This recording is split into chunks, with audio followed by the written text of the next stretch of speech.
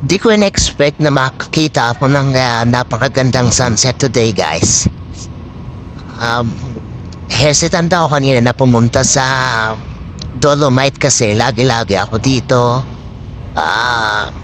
Ito yung aking hangout dito pagtapos ng work kung may time pa ako.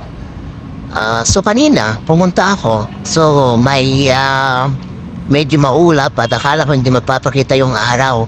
At umulan nga dito, guys. Mahina nga lang. Pero nakakabasa. So pero nag-stay ako kasi may hindi naman masyadong malakas dito sa side ng Dolomite.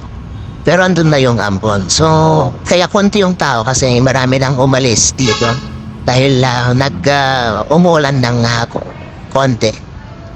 So yun, sumilip yung araw, guys. Hindi ko na-expect ito. At napakaganda ng kulay na ibinigay niya nung araw na ito. So, busy ako sa katitingin sa kanya, guys, dito. Kasi may maganda na rin siyang at least kulay, guys, diba? Pag nasa dagat ka at lumulubog yung araw, talagang maganda yung kulay na ibibigay niya. So, eto siya, guys, talagang nakaka-relax dito. So tinitignan ko siya yung time na ito. So ganyan pa siya, guys, noon. And then iba-ibang angulo ko tinitignan at zoom out yon yung aring camera. Ina-enjoy ko lang dito, guys, yung time na andito ako sa Dolomite. At tignan nyo naman, guys, maganda dito.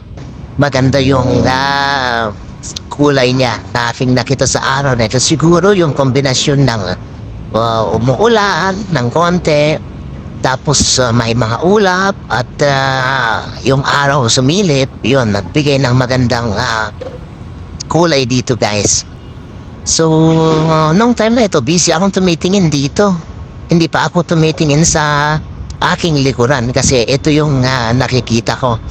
Pero, guys, nabigla ako nung tumingin ako dito sa likuran ko at ganyan na pala siya kaganda, guys.